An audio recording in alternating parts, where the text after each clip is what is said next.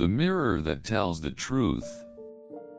Picture this: you're standing in front of your bathroom mirror, brushing your teeth, when you catch your reflection and freeze. The face staring back isn't the vibrant, unstoppable you who chased grandkids or danced at your daughter's wedding.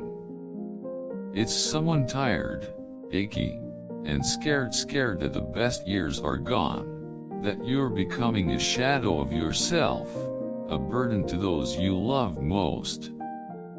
I'm Dr. Thomas, a doctor with 30 years of digging into what makes us thrive, and I've seen that fear in too many eyes. But let me tell you about Ellen, a 66-year-old woman who walked into my clinic clutching that same fear, only to discover she could rewrite her story. Her journey on living fully after 50 will show you how 5 everyday habits, ones you might not even notice, are stealing your vitality, and how you can take it back to live 15, 20, even 25 years longer with joy and strength. Hit subscribe, ring that bell, and share this with someone you love, because Ellen's story isn't just inspiring, it's a lifeline for anyone over 50 who wants to feel alive again. Meeting Ellen, a woman on the edge. It was a gray, drizzly day in Portland, Oregon, in the fall of 2018 when Ellen Harper stepped into my office. She was 66, a retired librarian with a warm smile that hid a quiet desperation. Her chart told one story: high blood pressure, prediabetes, joint pain, but her eyes told another. "Dr. Thomas," she said, her voice barely above a whisper, "I'm terrified I'm running out of time. I don't want to be a burden to my kids. I just want to feel like me again." I've heard those words from countless patients over my 3 decades as a doctor, but something about Ellen struck a chord.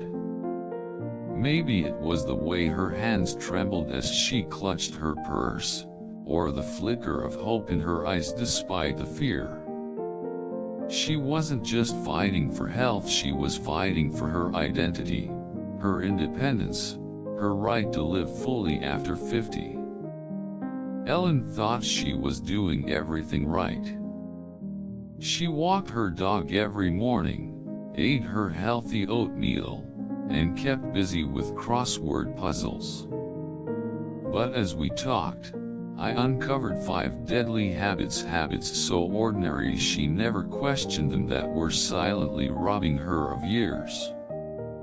These aren't the obvious culprits like smoking or neglecting checkups.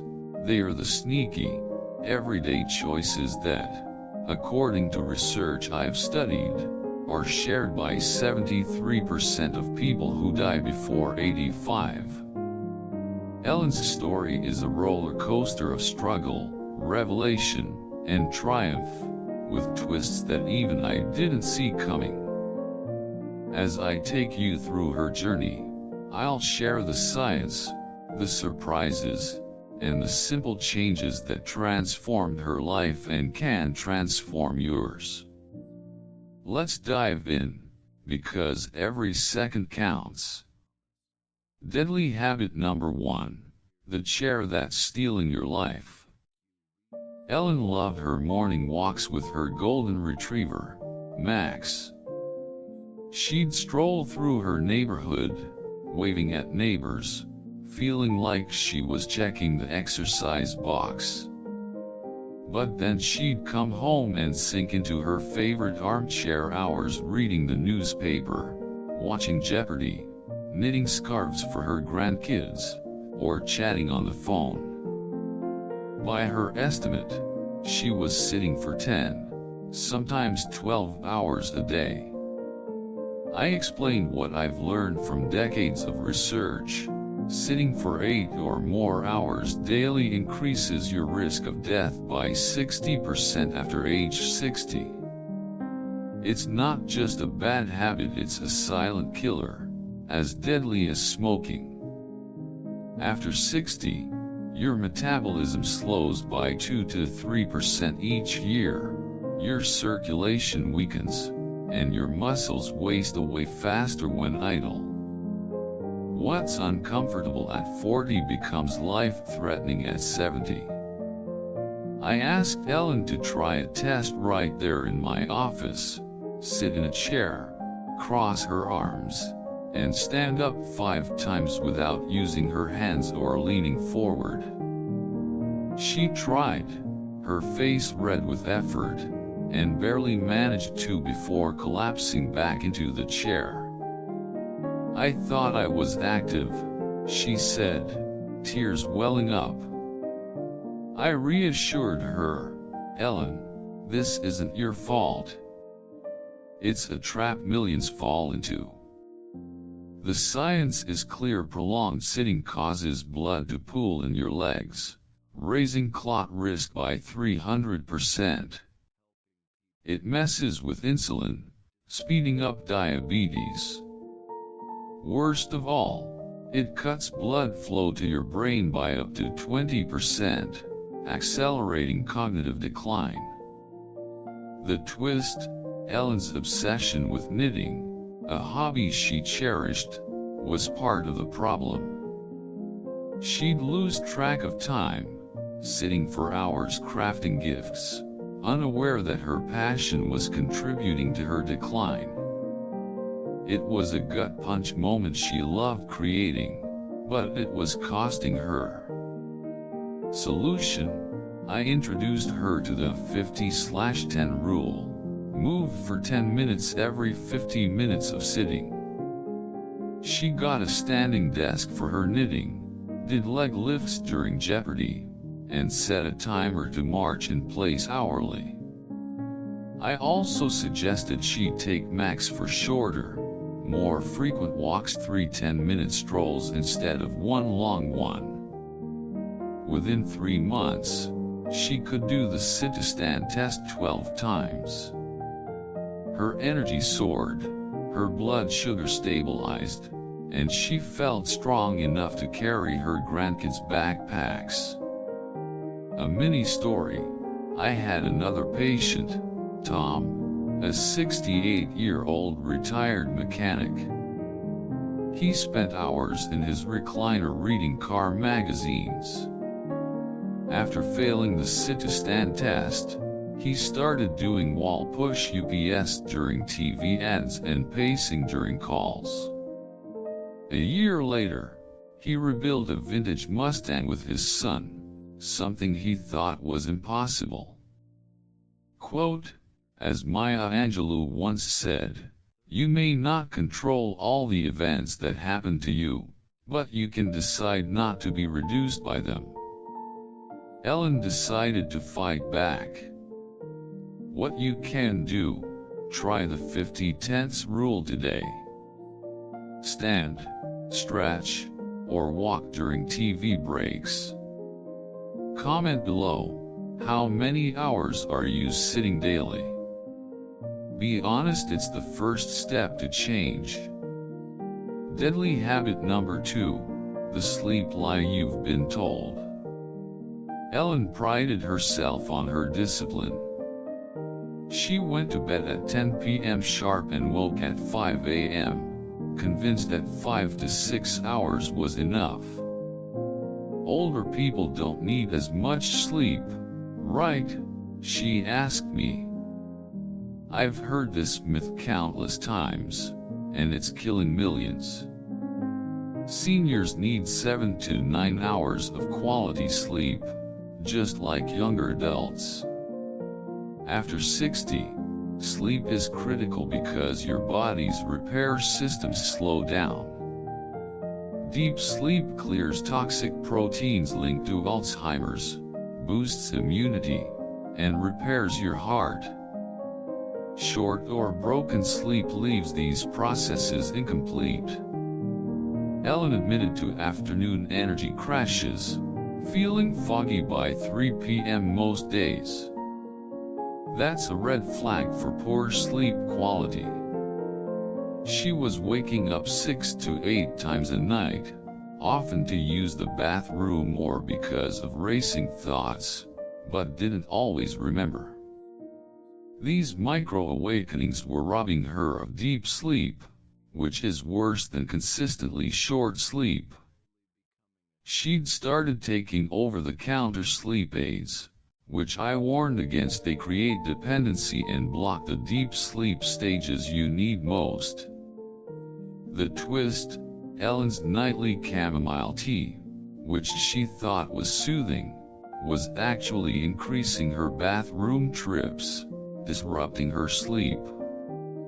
It was a small habit with big consequences, something I've seen in many patients who don't realize their healthy routines are backfiring. Solution: I taught her the 3-2-1 rule. No large meals 3 hours before bed, no liquids 2 hours before, and no screens 1 hour before. I suggested a worry window, 15 minutes each evening to jot down concerns and set them aside. She adjusted her bedroom to 65 to 68 degrees Fahrenheit and got blackout curtains, as even a sliver of light disrupts senior sleep more than younger people's. Within 6 weeks, she was sleeping 8 hours straight. Her afternoon fog lifted, her memory sharpened, and her blood pressure dropped. A mini story: Sarah, a 70-year-old pianist, struggled with sleep due to anxiety about her daughter's divorce. She adopted the 3-2-1 rule and started playing soft music before bed. Her performances improved, and she felt 10 years younger. Quote: as William Shakespeare wrote, "We are such stuff as dreams are made on, and our little life is rounded with a sleep."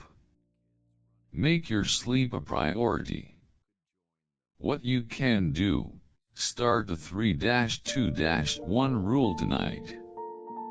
Check your bedroom setup and share your biggest sleep challenge in the comments. Your story could help someone else. Deadly habit number 3: the loneliness that's breaking your heart. After her husband, Jack, passed away from a heart attack at 64, Ellen's world shrank. She stopped going to her knitting circle, skipped church socials, and avoided friends, thinking she was just fine with her books and Macs. But staying busy isn't staying connected.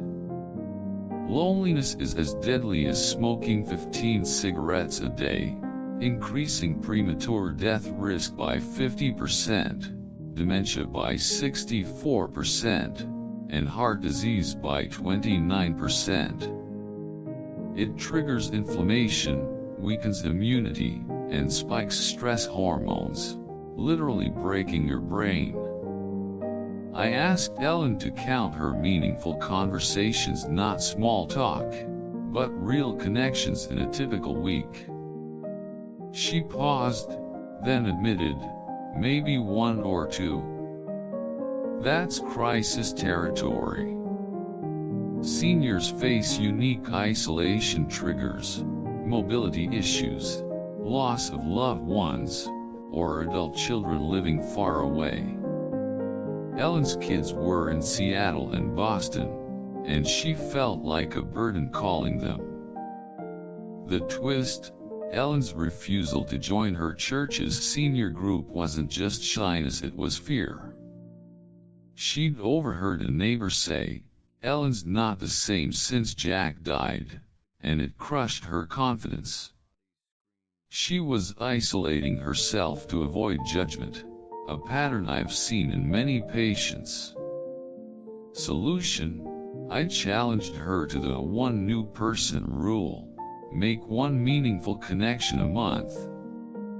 She started volunteering at a local animal shelter, walking dogs with younger volunteers. She joined a book club and began mentoring a young librarian. The real game changer was connecting with her grandkids via Zoom, sharing stories about their grandpa. She also used a neighborhood app to find a gardening group. 2 years later, her calendar was packed, her phone buzzed with calls, and her doctor noted improved blood pressure and cognitive function. A mini story. Frank, a 72-year-old widower, felt cut off after moving to a new city. He started teaching chess at a community center, bonding with teens and seniors alike. His depression lifted, and he found a new sense of purpose.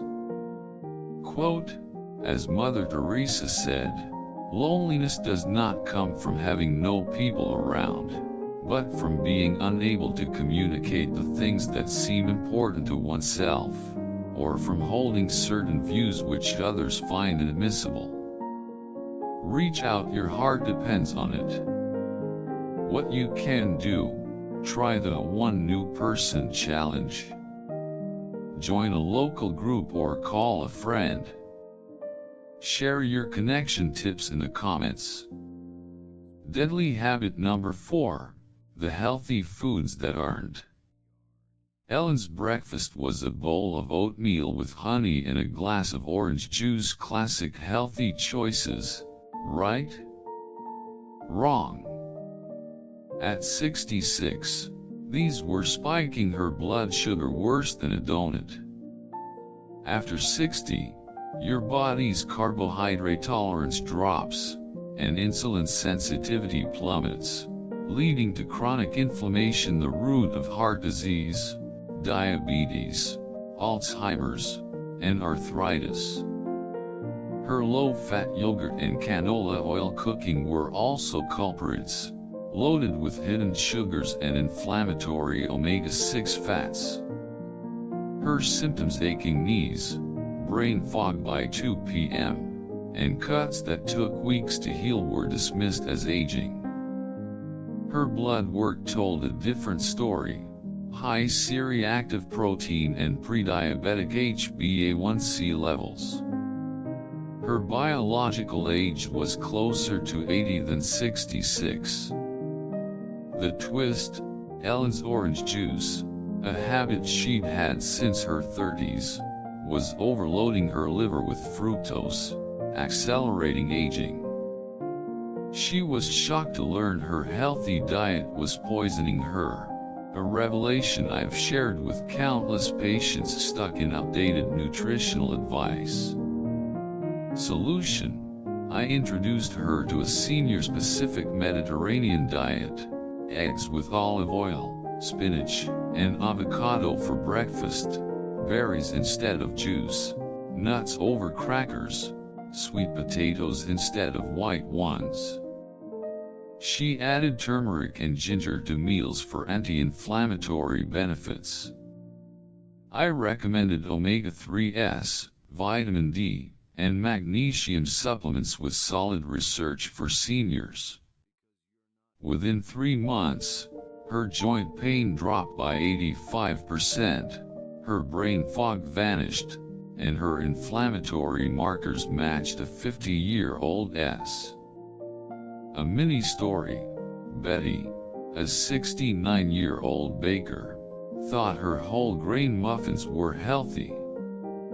Switching to almond flour and berries reduced her arthritis pain, and she started baking for her church again. Quote, as Hippocrates said, let food be thy medicine and medicine be thy food. Choose foods that heal, not harm. What you can do: swap one inflammatory food today, maybe juice for berries. Comment, what healthy food might be hurting you? Deadly habit number 5, the stress that's killing you quietly. Ellen was a worrier. She planned for every possible disaster: her health, her kids' finances, her grandkids' futures. "I'm just being responsible," she told me. But her annual checkup revealed sky-high cortisol, dangerous blood pressure, and immune markers screaming chronic stress. After 60, chronic stress is a silent killer, amplifying every other health issue.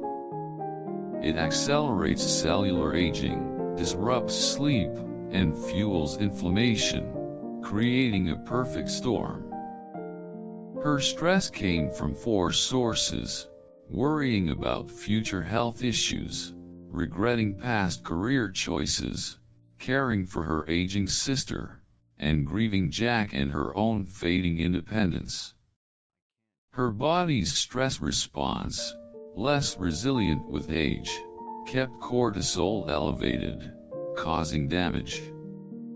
The twist: Ellen's stress spiked after a near-miss car accident she never told anyone about. She stopped driving, fearing another incident, which isolated her further and fueled her anxiety.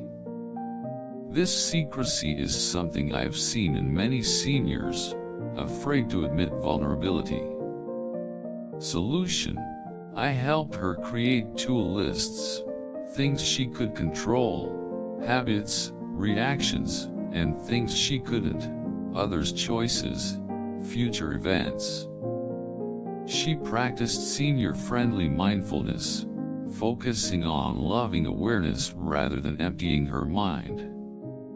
She adopted a legacy perspective, asking, "How do I want to be remembered?" instead of "what if." She joined a stress-sharing group, started gentle yoga, and gardened daily. Within 6 months, her cortisol normalized, her blood pressure stabilized, and she felt at peace. A mini story: Henry, a 73-year-old veteran, was stressed about his son's joblessness. Mindfulness and volunteering at a food bank shifted his focus, lowering his anxiety and improving his sleep. Quote, as Nelson Mandela said, "We must use time wisely and forever realize that the time is always ripe to do right." Let go of stress and embrace the present. What you can do: write one controllable thing you'll focus on today. Share your biggest stress in the comments. Naming it reduces its grip. The longevity secret: the power of connection. The secret shared by 95% of centenarians isn't a supplement or a diet, it's connection. Connection to others, to purpose, to life. Ellen's transformation began with small steps: moving more, sleeping better, connecting, eating right, managing stress. Each change fueled the others. 2 years later, at 68, she was teaching gardening classes, sleeping 8 hours, and mentoring young librarians.